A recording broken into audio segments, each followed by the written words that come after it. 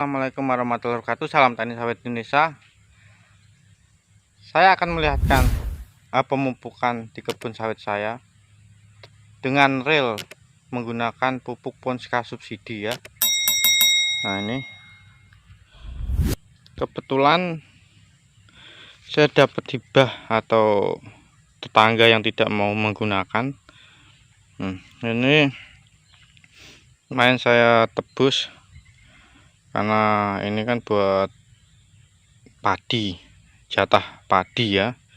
Nah, kalau sawit tidak ada, jadi kemarin banyak warga yang tidak mau menggunakan, saya gunakanlah Ponska subsidi dengan keterangan nitrogen 15%, fosfat 10, kalium 12. Nah, di 100 pokok batang ini saya menggunakan 3 karung Ponska. Jadi dosis per batangnya sekarang 1,5 kg.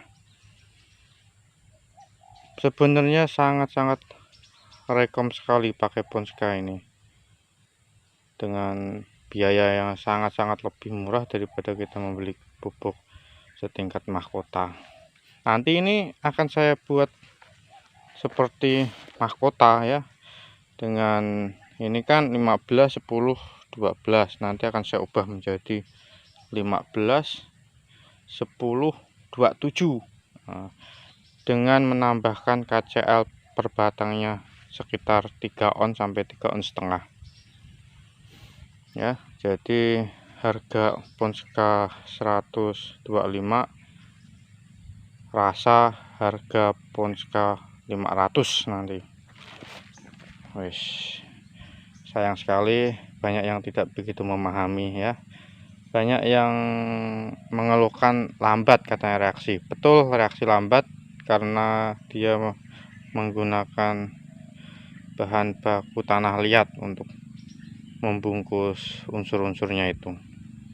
Jadi tanah liat tuh harus sabar kita ya, ibaratnya harus terkena air agak basah biar itu cepat bereaksi.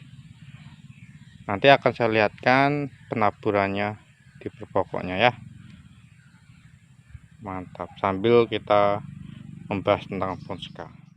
Oke, kita bahas lagi tentang Ponska tadi, Ponska subsidi.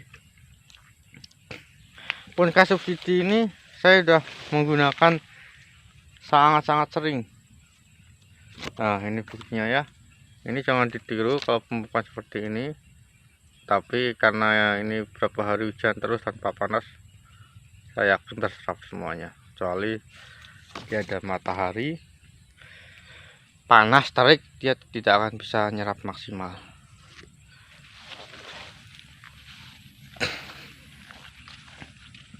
Ponska subsidi saya sudah menggunakan sangat-sangat sering dari kecil. Usia belum menghasilkan dulu saya menggunakan Ponska subsidi terus karena stok tetangga banyak kemarin. Nah, ini ya, ini buktinya. Nah, dosisnya saya taburkan 1,5 kg per batang. Nanti akan kita tambahin 3 on, minimal 3 on ya, 3 on sampai 3 on setengah per batang. Nah, nanti akan menjadi NPK 15, 10, 27. Itu melebihi NPK mahkota fertilizer yang kadar kandungannya 13, 7 per 27 plus magnesium. Nah, bedanya cuma tidak ada unsur magnesiumnya nanti, tapi unsur magnesium itu bisa kita terapkan penggunaan dolomit.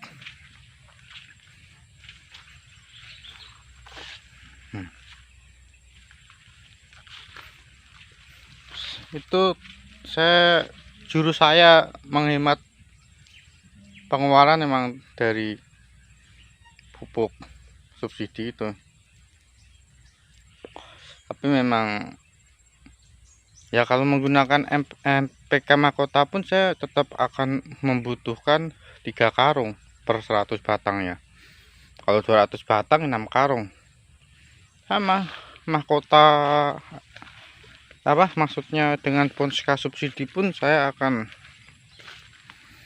menggunakan 6 karung per 200 batang karena dosisnya 1,5 kg.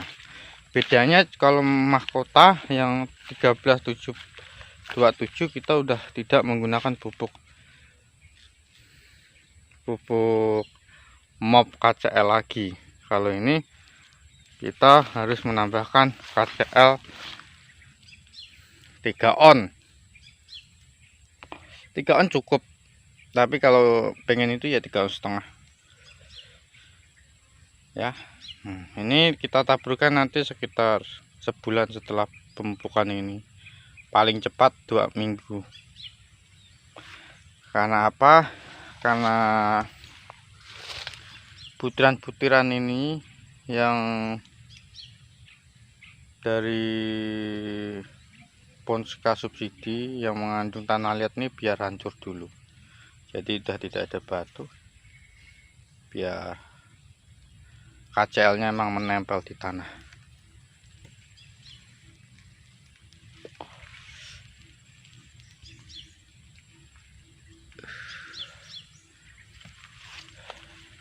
Sayang sekali banyak yang tidak percaya dengan Ponska subsidi. Memang harus kita akui reaksi Ponska subsidi itu lambat ya, karena lambat karena emang pupuk ini digunakan untuk di pertanian padi. Nah, sedangkan bahan yang dipakai untuk membungkus unsurnya itu ada tanah liat. Jadi ya tanah liat itu beda sama yang digunakan di NPK Mutiara. Jadi emang dia harus terkena air dulu biar tanah liatnya terurai ya, jadi baru dia bereaksi ke tanah. Seperti ini. Ngapa nggak babon ini? Memang kebanyakan saya pupuk pakai Ponska subsidi baru sekitar 3 kali penaburan, berarti 1 tahun penaburan saya menggunakan pupuk tunggal karena ya stok Ponska saya udah habis. Itu pun ada orang nawarin cuma 1 karung. Sedangkan sekali penaburan saya minimal harus, kalau 200 batang minimal 6 karung. Kalau 100 batang kan 3 karung. Nah ini 2 tempat ya minimal punya 3 karung. Kalau cuma nawarkan 1 karung ya enggak bisa. Itu aja ya. Tapi memang harus diakuin reaksinya lebih bagus pupuk tunggal. Tapi jangan salah, kalau hujan terus seperti ini, lihat reaksinya nanti ini pasti mantap. Jadi seperti itulah. Sayang sekali banyak yang tidak begitu memahami bagusnya pupuk Ponska subsidi. Karena apa? Karena banyak yang udah mencoba tetapi dia tidak menambahkan unsur hara KCL nya, jadi cuma bagus di batang, bagus di daunnya karena memiliki unsur 15% nitrogen, tapi di buahnya tidak begitu maksimal ya, karena unsur KCL nya aja cuma 12%. Nah sedangkan pupuk yang khusus sawit itu KCL nya per karungnya itu keterangannya 27% kandungannya. Jadi harus kita siasati penambahan KCL nya ya, seperti ini. Nanti saya akan tambahin sekitar 3 on KCL. Ini yang kemasan baru ini, warnanya merah merona.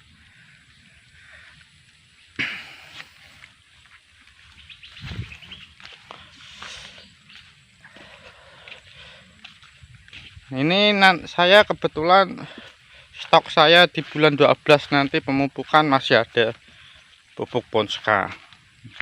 Nanti saya akan videokan lagi ya kalau saya masih menggunakan Ponska, dan nanti kita lihat buahnya ya, buah sawitnya ya. Semoga tips saya ini bisa ditonton oleh masyarakat yang baru menanam sawit, khususnya masa bapak-bapak yang ada di kampung-kampung yang tidak begitu paham dengan pupuk. Coba aja cara saya seperti ini, coba aplikasikan cara setahun berturut-turut, insya Allah hasilnya nanti akan bagus.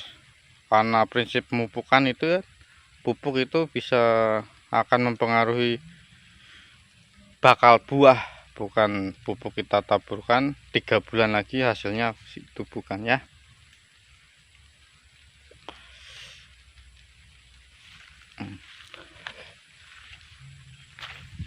Seperti ini ya. Ya kalau kayak saya ini, kalau ada yang murah ngapain beli yang mahal. Ini istilahnya ini modifikasi pemupuk.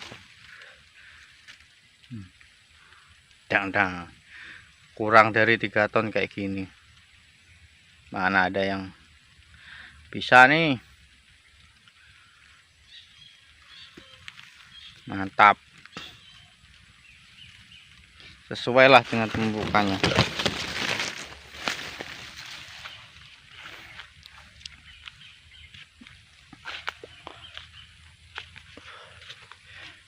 Nanti kalau udah Ponskanya udah nggak ada, saya kembali ke pupuk tunggal dengan dosis urea setengah kilo,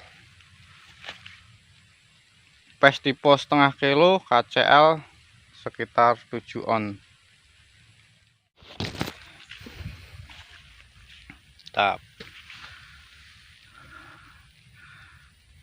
Semoga bisa memberikan inspirasi para petani-petani sawit pemula di Indonesia. Assalamualaikum warahmatullahi wabarakatuh. Salam tani sawit Indonesia.